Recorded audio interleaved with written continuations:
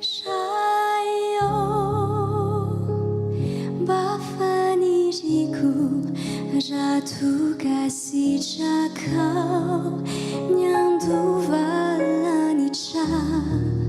diene tiantani kane fasi sawireri fijeu seminoanao nuyaja kamikyu hachani hachani yenje ni fiainana eny tompoko miarabanao indray androany a amin'ity arivan'ny talata 8 jolay 2020 sy 2020 ity manatenao fahasalama tsara ianao a any atokantranonao any Andriamanitra ray masina sy tsara indrindra hitatana ny dianao hatrany ary anome tanjaka sy fifaliana ao atokantranonao izy amin'ity ariva ity hitatana ny alina rehetra izay irahanao aminy miala sasatra ary manohitsy moramora ny dianao a ifondray napetsoka iantso ny anaran'i Jehova amin'ity alina ity sy rapitso maraina ihany koa somary taratara vao afaka nanome programma anao satria miasa isaka amin'ny maraina ako dia mba afaka nanome kely anao an'ity programma ity izay ho ampisehoko anao hoe inona ny angam-panay natongavany ity zavatra ity ndao aritsika hiaraka avy hatrany hijery ny zavatra izay iarahako aminao androany. Nafahan'ny tompo tamin'ny azadino fa nafahan'ny tompo tamin'ny tahotra isika rehetra avy isika rehetrarehetra ao amin'izay mahazo antsika rehetrarehetra tsy tokony tsy hanana tahotra antsika. Misy toe-javatra tsy mety, misy toe-javatra mety mahasorena anao anoany nefa kosa azadino fa tsy irery ianao eo amin'izany trangan-javatra izany. Raiso aneny baibolinao dia mahireza iaraka amaky amiko ny salamo toko fa 8:30 andininy fahenina ka hatramin'ny 10 izay voasoratra manao hoe maimbo sy mandoka ny feriko noho ny atalako ihany. 7 mitanondrika sy manjoretra loatra aho manjonitra tontolo andro to amin'ny saomna. 8 mahamay voan'ny tazo ny tenako ka tsy misy tsy marofy ny nofoko. 9 reraka aho ary drodroka tanteraka mitoloko ny foko ka midradradrada aho. 10 tompo hitanao tokoa izay iriko tsy miafina aminao ny sentosentoko miepinepina ny foko lany ery aho ary efa jambena mihitsy ny masoko. Na izany aza ny mitoetra eo amintsika dia misy zavatra mitoetra eo amintsika andavanandro dia manome Jehova dia manome fampatokisana ho antsika isanandro isanandro ary fatatsika tsara zany zavatra teneny zany izay voasoratra ao amin'ny salamo toko 4:30 andininy 9 manao hoe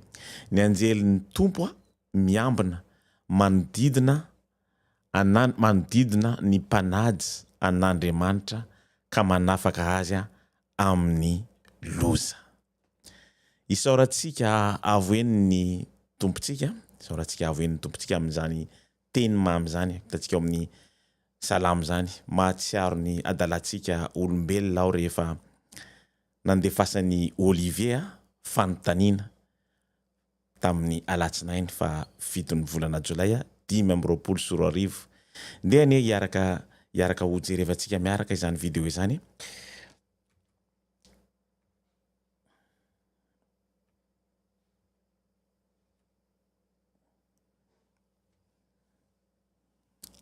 Tsy misy feo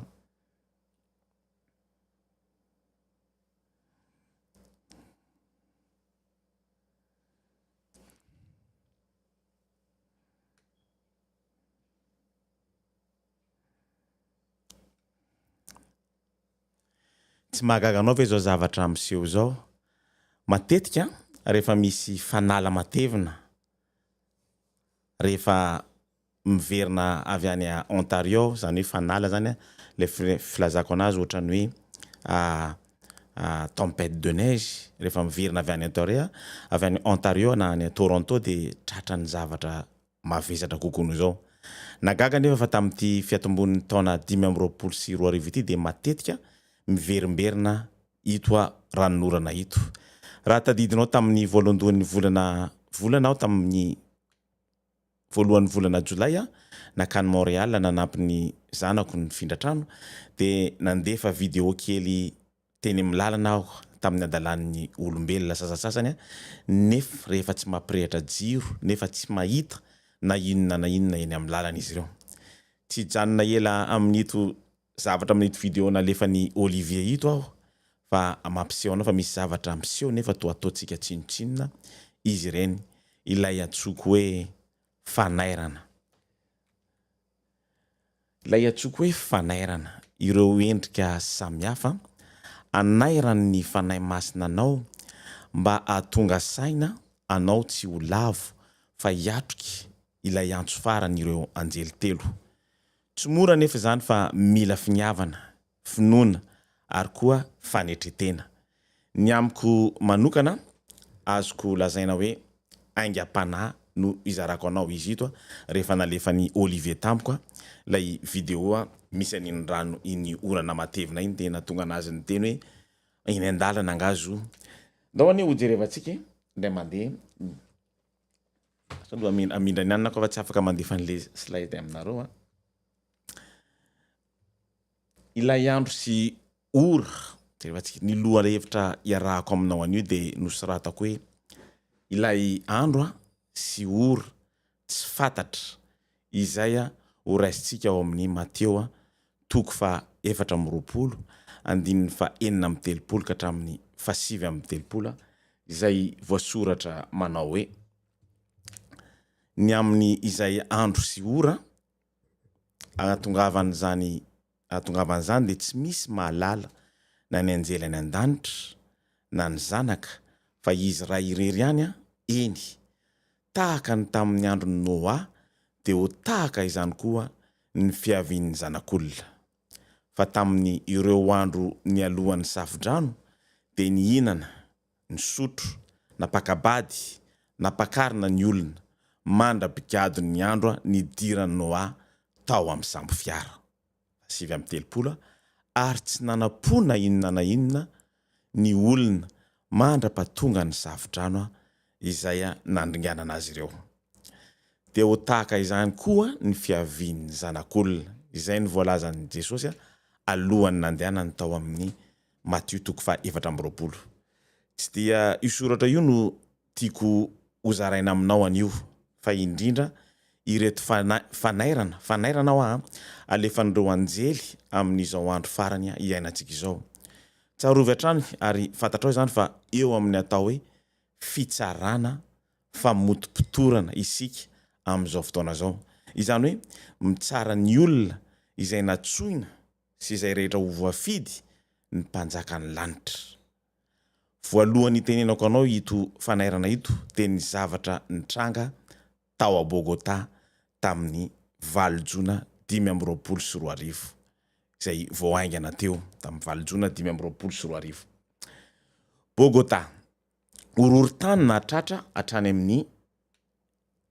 6,5 magnitude amin'ny filazana azy tamin'ny mardrefy 6,5 no nanozongozonana ny Colombia avoany tamin'ny 20 Jona. Araka ny fanadidina nasionaly momba ny tany teo amin'ny 420 kilometatra atsimo atsinanan'ny Bogota no nisy ny fohibeny ary tsapa tany amin'ny faritra maro tao amin'ny firenena hatrany andrenivohitra ny ovitrovitry ny tany. Fietsehan'ny tany eny tsy de mahery vaika no izay niseho taloha izy ity fa nagaga azy ireo de tao arin'io horohorontany hitan'izay nyteneniko anao teo hoe 6,5 magnitude io de betsaka ireo karazana horohorontany kely maro samihafa hitan'ireo manampahaizana siantifika pikaroka siantifika zay mahatratra any amin'ny 4 faingo ohatra ka hatramin'ny 4 faingo 9 taorinan'ny ora maro taorinan'ny orontany. Mbola mihetsika ny sampandrarahany vonjy taitra hatramin'izao misy atsika amin'izao fotoana hatramin'ny androany na dia tsy misy fahasimbana goavana aza hita tamin'izany. Mahagaga ho ary natonga azy ireo mametraka fanontaniana. Rehefa tsara ny fanontaniana izay apetraka ireo mametraka fanontaniana maro tsy nahita ambaliny hatramin'izao. Matetika noho ny talove ny horohorontany sa isika afaka mahita noho ireo traikefa, zany hoe traikefa tsika ahoana ny filazan'ny traikefa na mahita aloha, mahita fahitana aloha, ohatrany hoe avance ara-teknôlôjia ananan'ny olombelona ka afaka manara-maso ny zavatra mety ho avy dia afaka mitandrina. Ary raha mitombo tokoa anisan'izy ireo mety andray anjara amin'izany ve ny fiovan'ny toetrandro. Matetika ny rehefa mahita zavatra ohatran'izao ny olombelona dia miteny matetika hoe noho ny hafanan'ny tany mahatonga an'io, noho ny hafananana ny hoe ahoana ry ny ilazako anazy amin'ny hoe réchauffement climatique ny fiheveran'ny zareo anazy. Zay foana no averimberina ao anatin'ny sain'ny olombelona. Réchauffement climatique mamay be loatra, tsy misy tsony rano, tsy misy tsony ny zavatra mampangatsiaka ny ao anatin'ny atin'ny tany ka mipoaka. Lasa misy ny horohorontany araka ny filazandrareo, lasa misy ihany koa ny tondra-drano sy ny karazany. Fa ny zavatra tiako hozaraina aminao hoe dia ohatran'ny mieritreritra hoe fanairana izy ity. Jerevy tsara io slide alefako aminareo io mahatratra eo amin'ny 20,000 ny horohorontany isa-taona no miseho eto amin'ity tany iainantsika ity amin'izao fotoana zao ao anatin'ny herintaona. Izany hoe 520 horohorontany isan'andro araka ny fanadidadiana nataon'ireo manam-pahaizana dia noho ny fitomboan'ny mponina voalohany indrindra sy ny fanamboarana trano, arabe, autoroute sy ny hafa no mahatonga izany. Eo ihany koa le araka ny teneniko anareo telo hoe teo atolotelo hoe réchauffement climatique na manimba ny tany zay no eritreretin'zareo. Fa adinon'ny zareo foana le hafatra zay mipetraka na adinontsika foana le hafatra zay mipetraka ao amin'ny Matio 4:20 ka mahatonga antsika varimbariana. Misy zavatra mahaliana ahy niseho tato ato satria fantatsika tsara fa i Japana no tena isehoan'ny zavatra ohatr'izao horohorontany, tsunami sy ny karazany reny. Nanomboka tamin'ny volana maromaro dia nisy an'ity mpanoratra ty Ryo Tatsuki. Zay mpanoratra tantara angano na ohatrany hoe dessin animé la maromaro mpanoratra dessin animé iray na hoe manga Ryo Tatsuki raha nanoratra boky vaovao izy nampitondray ny lohateny hoe ny fahitako ny ho avy. Dia nilaza izy fa eo amin'ny 2 na 5 volana jolay lasa teo dia isy horohorontany mavesatra be misy hitranga any Japana. Nefa tsy tanteraka nefa zany zavatra zany. Nefa kosa ny mahagaga dia nampieritreritry ny manam-pahaizana sy ny mpikaroka siantifika sy ny fanjakana tao a Japana ny boky nosoratany ka natonga azy ireo nanamafy ny zavatra hoentina miady amin'izany atao hoe horohorontany zany. Mahagaga ny olombelona tsy afaka mijery baiboly mihitsy, tsy mampaninana mihitsy hoe manamafy miaro an'le olona isan-karazany, fa misy zavatra adinony zareo foana ilay fanairana kely zay alefan'ireo anjely hoe tandremintsika fa ho avy ty zavatra ty. Na mafisin'zareo mihitsy na zay tokony atao hoentina miady amin'izany horohorontany zany any Japana. Araka ny fanontaniana napetraka izy ireo zay nolazaiko anao tetsy aloha tetsy hoe efa vonona amin'izany ve ny olombelona noho ireo traikefa ananany. Angamba no nahatonga ny Ryo Tatsuki namoaka n'io boky io ka samy teny hoe ny fahitako no avy, zany hoe 5 jolay nanao préciseny mihitsy tsy maintsy misy orohoro-tany goavana bia itrangany a Japon saingy tsy nisy nanapony ny trangan-javatra ny potra tany a Bogota sy ny manodidina noho ireo zanaka orohoro-tany kely maro isan-karazany. Avelako eo aloha ny orohoro-tany satria betsaka no tsy enitsika nefa ireny dia azo lazaina hoe fanairana tsy moramora hoentina anapinatsika amin'izao andro faran'izao. Alohan'ny hanohizako anazy dia andao hotoizantsika ilay hira raha eo mba faniriko izay azoko tao amin'ny radio Oasis tamin'ny ty herinandro ty.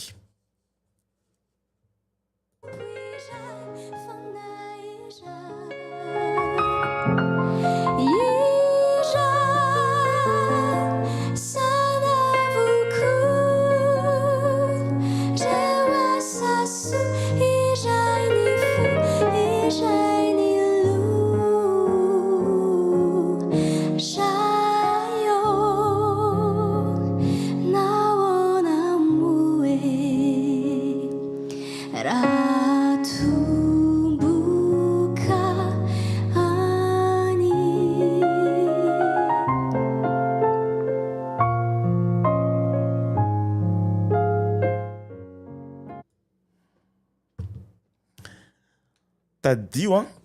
tsara reo soratra ao amin'ny Matio fa 7:20 andininy fa 7:30 manao ary tsy nanapona inona na inona ny olona mandra-pahatonga ny safodrano izay nandringana azy rehetra dia tahaka izany koa ny fiavian'ny zanak'olona. Na eno angamba tsy vahiny taminao na nanaitranao ny zavatra mitrangany a Frantsa amin'izao fotoana zao nandritra ny tamin'ny volana Jolay ity raha norana be mivadravatra avandra isaky ny karazany amin'izao fotoana zao mantsy dia misy iny dia matetika miseho foana ny amin'iny côté any atsimony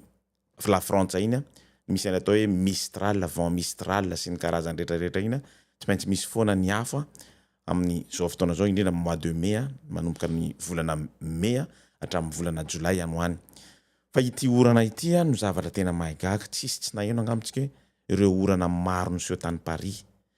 Eo ihany koa izay nitranga tany Texas izay reny rehetra reny amiko dia azo lazaina hoe fanairana avokoa. Ito misy vidéo maromaro hozaraiko aminao. Ny voalohany izay nitranga tany Texas izay natonga saina azy ireo angamba satria mety mbola tsy fahitany ny sasany laza avy hatrany fa apokalipsa ary misy solombavam-bahoaka mihitsy ny laza mihitsy hoe inondation du siècle. Manasanao hijery izany hatramin'ny farany.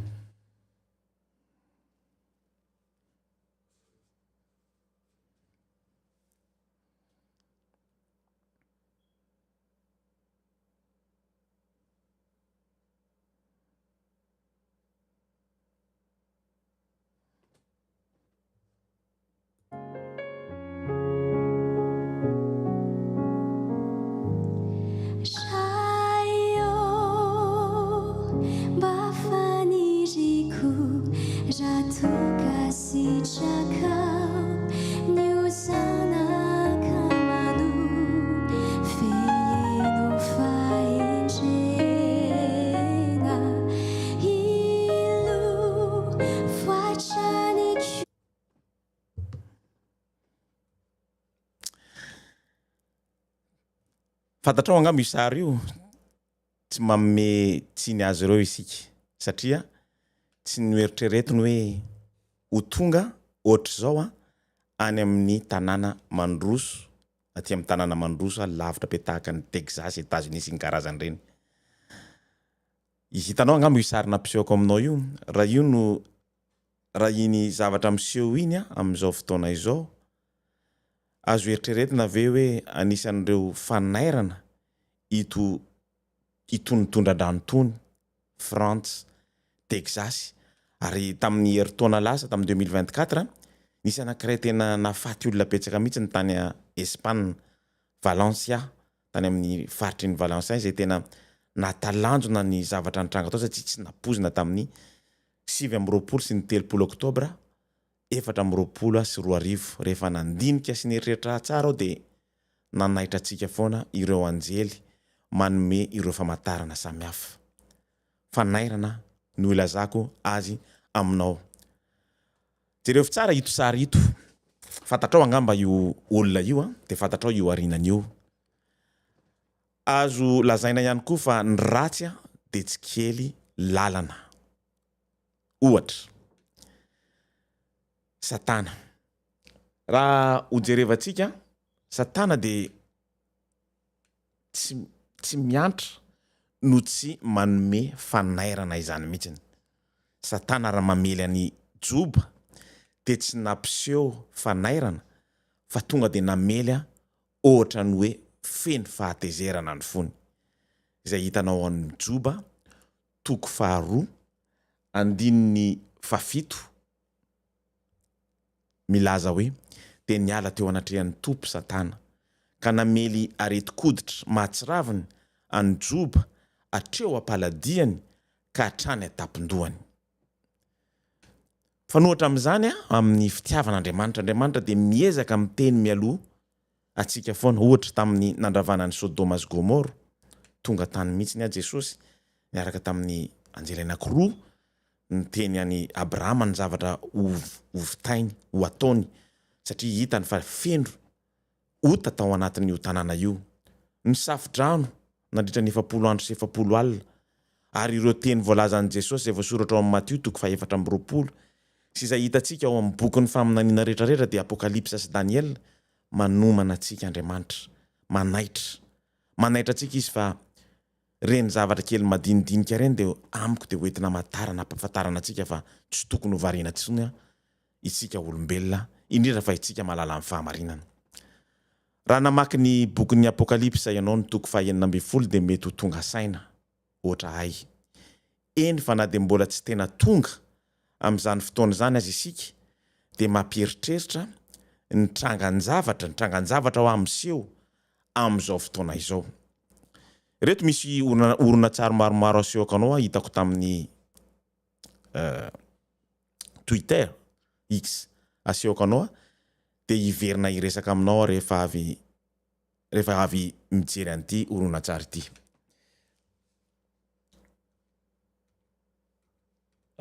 Zafady.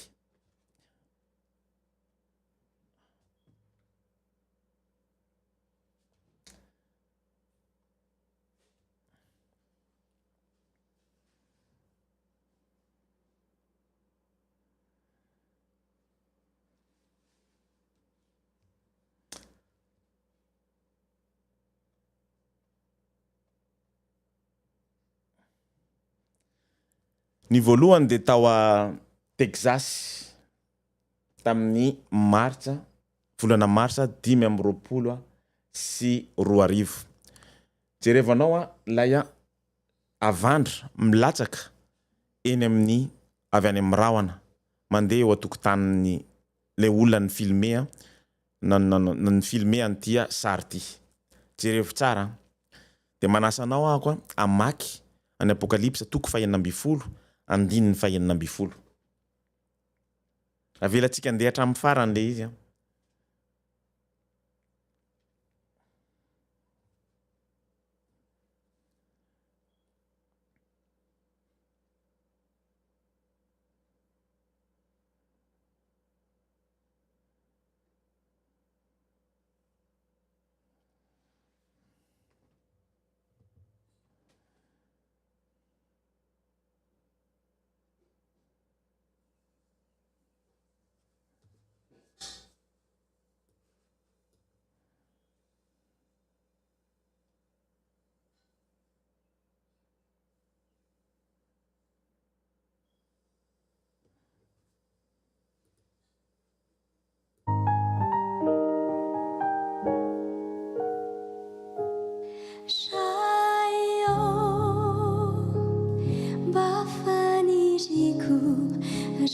tukasitraka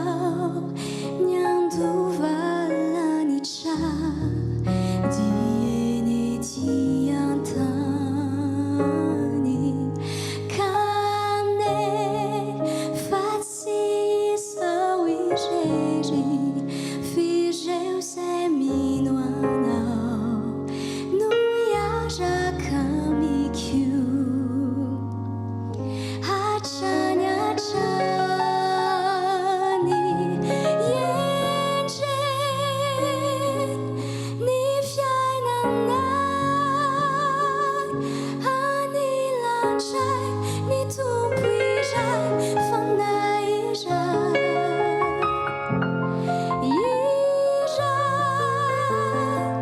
sanavoko reo asaso iray ny fo iray ny lo rayo nahoana moe raha tomboka any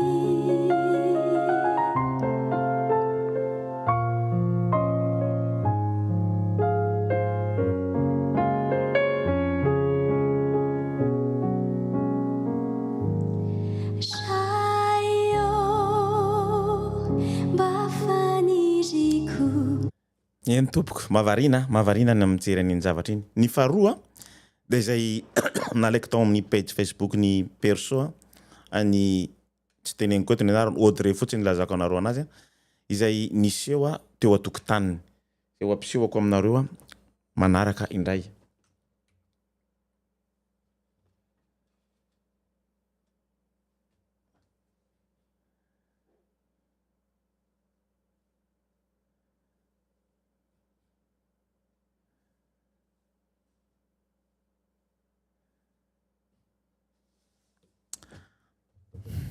mahagaga mahatalanjona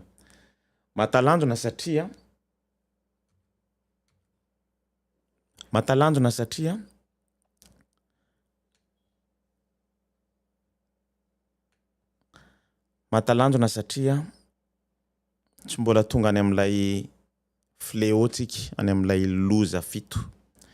nefa manome fanairana sahady ny anjely na tsy haiko na ny anjely na ny ratsy ohatrany hoe mampitandrina antsika sahady hoe ohatran'izao no zavatra mitranga satria ohatran'ny varinitsika na izaly miteny anazy ary ohatran'ny misalasala satria mety mivexe anao ny zavatra teneniko mety manafitohana anao nefa tsy maintsy tenenina varinitsika satria tsy napetrapetraka Andriamanitra fotsiny ohatran'izao ilay teneniko anao tery amin'ny voalohany tery ohatran'ny tamin'ny andro Noé variana misakafo variana manao trano variana manadio ny tranony variana mampiakatra manao mariage variana manangana trano mijoalajoala be sy ny hafa ihany koa nefa ny anjelin'ny Jehova dia ohatran'ny manaitra antsika zany foana hoe tandrema manasa anao ako hijery ny baibolinao dia amaky ataoko amin'ny teny frantsay aloha izy ity amaky lay voasoratra ao amin'ny apokalipsa 9:20 andininy 1:20 soratra masina iaraka amaky azy satria nataoko tamin'ny teny gasy koa izy voasoratra ao amin'ny apokalipsa ny faminaniana 9:20 andininy 1:20 zay voasoratra hoe ny olona nilatsahan'ny avandra vavety avy any an-danitra dia avandra milanja tokony ho 70 kilao ny anankiray ary nanevateva n'Andriamanitra ny olona noho ny loza vokatry ny avandra fa lehibe loatra izany loza izany tadio tsara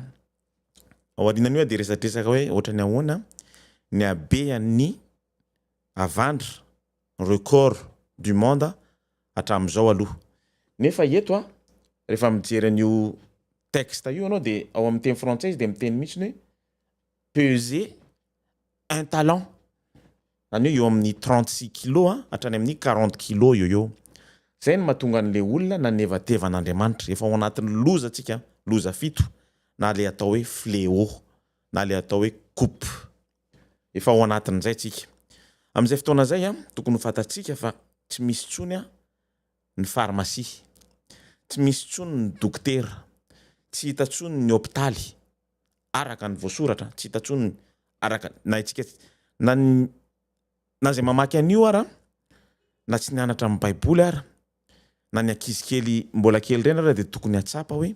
tsy misy tsony zany zavatra zany rehefa tonga io zavatra io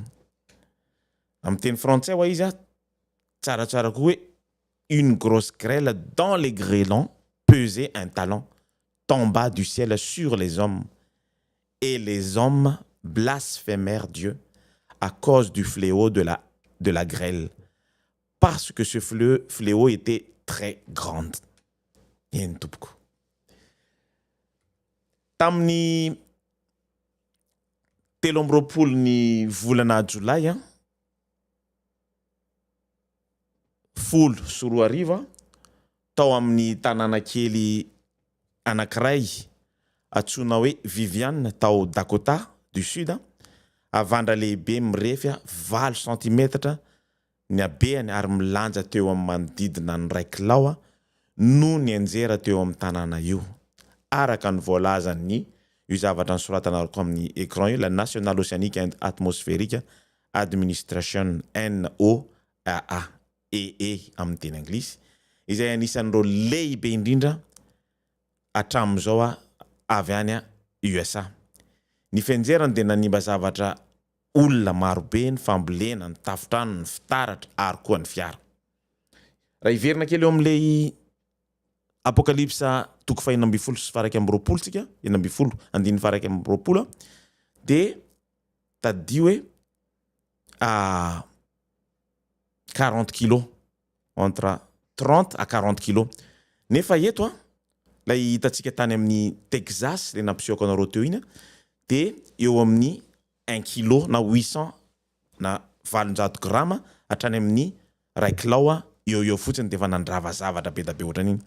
Zay mahatonga anahako miteny aminao hoe mila mieritreritra atsika, mila mandinika atsika satria fanairana ho goavana be io zavatra miseho amintsika amin'izao fotoana io ary tatoato izy dia niverimberina na dia efa tamin'ny 2010 ara taoriana tamin'ny 1900 tany 987 angamba izay raha tsy diso ako efa tanisy tany a Bangladesh zay anisan'ny tena matanjaka indrindra zay ampisehoko anareo io ny record amin'izao fotoana izao dia lay hita tany Bangladesh izay nitranga tamin'ny 4 aprily 1986 izay milanja 1,02 kilo na faty olona 2.9. Averiko indray lay texte ao amin'ny apokalypse 12 toko faraka amby roapolo raha iverenatsika ovakina ary io apokalypse io dia ahoana ny fihafaratsika tsy manaraka ny lalàn'Andriamanitra araka ny tokony ho izy. Averiko indray ahoana ny hafaratsika tsy manaraka ny lalàn'Andriamanitra araka ny tokony izy. Tsy sakanavakavaka eto na izao no manaraka na ianao tsy manaraka fa rehefa tsy ao anatin'ny sitrapon'Andriamanitra dia efa tadio fa tsy maintsy enjerana io zavatra io raha mbola tsy maty amin'ireo trompetra isan-karazany zay eo alohan'io loza fito farany io ary io ny tena loza farany zay tena mafy indrindra miantra amin'ny olombelona satria aradratra ny olombelona raha ilatsahany io zavatra io satria may daholo ny tare tsy ahita dokotera tsy ahita fanafody ny ovy potika tsy azo anaovanao hoe asina ovy iny satria may ny tenanao sy ny karazana araka ny fomba gasy tsy azonao atao ninina mihitsy izy amin'izay fotoana zay mbola anizingizina ihany ve sika hoe ny ainy marina dia tsy hiova mihitsy ny ahako mbola hiteny ihany ve ahako hoe andeha hanao mariage ahako mbola hiteny ihany ve andeha ho ary ahako dia hitady an'izao dia hanangana trano ngeza be aho anahako fa avela koa aloha na hiteny ihany aho hoe Jesosy petraha aloha ianao any fa mbola tsy vita ny tokony ataoko etỳ tany ety mbola tsy nahita ny vadiko ahako petraha aloha ianao any fa mbola tsy afaka ny navita ny fianarana ny zanako sy ny karazany mbola zay ve noeritreretintsika am'izao fotoana zao nefa jerevo ny afatra rehetrarehetra zay efa mitranga amintsika am'izao fotoana zao jerevo ane ty orona tsara anankiray ty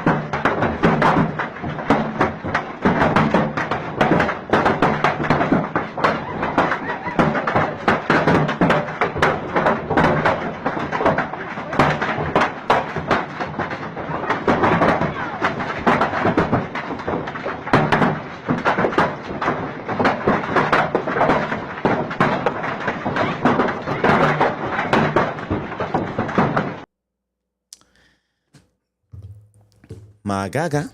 tsy mahagaga anao ve inorona tsara iny tadio fa mbola tsy ao anatin'ilay un talentsika na lay hoe 7 kilao mbola latsaky ny 1 kilao iny zavatra hitako anao iny adiniko nanisy feo anazy hatramin'ny voalohany nahita angamba ianao tamin'ny voalohalohany tany raha afaka averiko le izy averiko kely ho hitatsika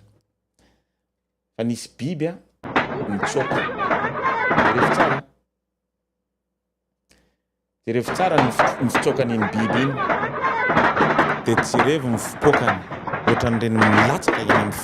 5 kilometra reny mifandehan'ire avandro milatsaka tany amin'ny tanàna io tamin'izany fotoana zany ohatran'ny balle na baseball kely de kely witsy tinata nefa milanjaka amin'ny 800 grama miaraka amin'ny fianjerany avy any ambony tsy mametsintsiny an'izaniza mihitsy fa tokony heritreritra atsika tokony heritreritra ho atsika tokony heritreritra atsika hoe aiza ho aiza misy atsika am'izao fotoana zao mbola hiafinao ambadiky ny baiboly sy ny fiangonana ve ianao mbola hiafina ve ianao hiteny mbola tsy afaka miteny ninina mihitsy satria misy avako any ananinany sotran'izao nefa tsy manana ny famarinana izy ireo ary efa tonga ny andro ilatsahany 7 kilao io eo amin'ny olombelona zay anevatevana an'Andriamanitra anao tsinitsina ny anarany satria ny blasphème anazy satria mafy loatra io zavatra io dia amin'eny ianao hoe tsy nahazo ny fanjakan'ny lanitra zany avako zany rahalahako ry namako efa fotoanan'izao tokony arahantsika hiatrika an'ity fotoatsarotra ity tsy mamenatra izy ity tsy mampalahelo tsy mamenatra ho sady tsy misy tokony atahorana mihitsy satria ny zavatra ombanjintsika misy zavatra tadiavintsika aho dia ohatran'ny azon'ny mandeha zao ny Wimbledon ny Angleterre eo amin'ny ao amin'ny tennis zay mahazo an'io dia mahazo vola be hatrany amin'ny 20 millions zay mahazo an'io dia mahazo coupe ngeza be tsika koa dia ohatran'izany tsika koa dia ohatran'izany miandry atsika Andriamanitra satria satroboninahitra no any omenanao raha matateraka an'io asiny io jereva ane inorona tsara iny 1 kilao fotsiny ary eritrereto hoe 7 kilao no mianjera amin'ny tafotranonao ny fiaranao ny tamboly miala eny amin'ny lanitra eny ny fianjarany raha efa nahita an'ireny film hoe météorite ireny anao mandeha na ny fiaingany fusée raha midiny aty amin'ny tany izy mandeha mafy tonga dia nihitra misy afo mihitsy ao arinany dia eritrereto hoe 7 kilao no mianjera any aminao satria maninona tsy nanao ny asan'Andriamanitra araka ny tokony izy angambontsika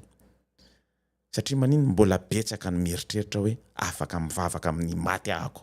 mbola betsaka ny mieritreritra hoe afaka mivavaka amin'ny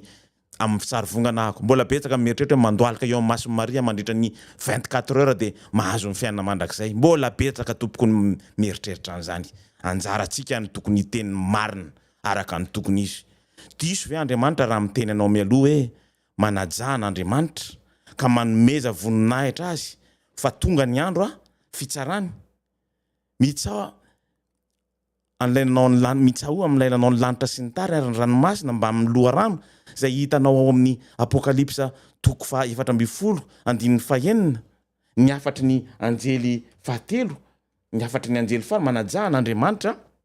araka ny voalaza eto manajahan'Andriamanitra ka manomeza voninahitra azy fa tonga ny andro fitsarany mitsahoa an'lainanao ny lanitra sy ny tany ary ny ranomasina mba amin'ny loharano tsy adala Andriamanitra miteny antsika an'izany isan'andro ny afa-tsy voatanisako tsy fifankatiavana eo amin'ny fiarahamonina mbola te hiresaka aminao ny ady aho ny tsy fifankatiavana ao tokantrano ny adiady ao any ampiasana ny fisaram-panambadiana ny misaraka amin'ny vadiny satria mahita tanoranora kokoa izy na de loha olona izy na inona tsy ny fiangonana tsy mahalala amin'ny fahamarinana ihany no voadona ao anatiny io fa itsika ao anatiny ao koa de misy problème be mihitsiny zavatra tokony eritreretintsika tsirairay avy zany tsy tokony amenatra antsika mihitsy no miteny an'izany mila miovitsika mba tsy hilatsahan'ireo zavatra ary Andriamanitra de mandefa tsy moramora foana hoe mivoay ianareo tao mivoa ao amin'io Babilôna io fa rehefa tonga io loza farany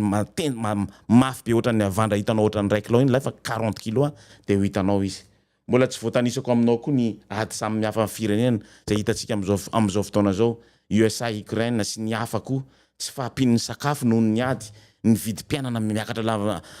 ambony miakatra lafo be ny pétrole satria misy ny ady any amin'ny Moyen-Orient sy ny karazany de tiandrareo ampiakarina ny pétrole sy ny karazany vonoana daholo ny olona majinika amin'ny pozina sy ny karazany nefa mpitondra fanjakana ao aminao ny zanany de efa manana ny avenir ny manana vola be any Arabia Saodita sy ny karazany any tsy eritreretina zany rehetrarehetra zany de ao anatiny tokony afantarantsika fa tokony hivoakatsika tokony hiteniny fahamarinana tokony hilaza hoe to fotoana an'izao fa tsy andeha hinambary fa tsy andehanao fetifety foana fa tsy andehanao trano andehanao ninina zay tiatsika atao rehetrarehetra fa jereva aloha ny zavatra tiany Jesosy tenenina aloha fa hoavo azy menanao ny zavatra rehetra ka ohatra ka mpanjinonao ny fiainana mandrakizay araka ny teneniny ary tsy adiniko ihany koa no miteny ny mariazy fety sakafo fanalikana eo amin'ny mpiara-miasa na eo amin'ny fiarahamonina ireo mpanan-karena rehetra eto ambonin'ny tany sy ny fivavahana amin'ny sary vongana efa nyteneniko aminao ireo olona maty mivavaka amin'ny olona maty mariazy ohatra ny tamin'ny andro Noé fananganana trano mijaly efa teneniko teo daholo zany zany rehetrarehetra zany de tokony eritreretra atsika tsy malasa sainanao ve ilay niseho tao Portugal farany iny ny olona rehetrarehetra efa nieritreritra hoe ho faty nefa rahona fotsiny no lasa ohatran'ny ranomasina miakatra be ohatran'ny deluge sy ny karazany reny zany rehetrarehetra zany de mampisaina tompoko misaotra anao anianao hatramin'ny farany fa izao fotsiny mba tadio betsaka ny ora sy fotoana lanitsika betsaka loatra ny fangatahana nefa kely ny valy satria nahoana ny tsy vitatsika lay asa tompoko tsy vitatsika c'est normal raha tsy mivaly mivavaka Andriamanitra de miandry ny asa mba ahafahantsika manatotosa mba ahafahantsika mamaly atsika amin'ny vavaka araka ny tokony ho izy tsy hoavoavo fotsiny ohatran'izao ny anjelin Jehova hiaro anao na de manaja azy ianao raha tsy manao ny asany ianao araka ny tokony ho izy ary tadio fa ohatran'ny nahazo any Joba vita ny Satana ny mandefa zavatra satria ianao ny olona farany tsy tiany indrindra mahereza somary mafimafy izy ity androany fa tiako hitanao fotsiny reny sary samihafa reny fanairana ho amin'ny filazako anazy fanairana manaitra atsika fa raha ireny 1 kilao reny no enjera amintsika de tsy hitako tsony ho aiza no lalatsika raha enjeran'ny 2 kilao na ny 3 kilao satria mety hiakatra tsy moramora io alohan'ny atongavan'ilay 10 kilao misaotra tompoko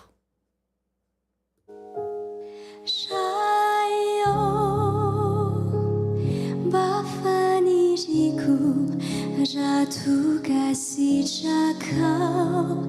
Nyandu valani cha Diene tiang tani Kane fatsi sawi jeri Fijeu seminoanau Nuya jakami kiu Hachani Chani, yeah.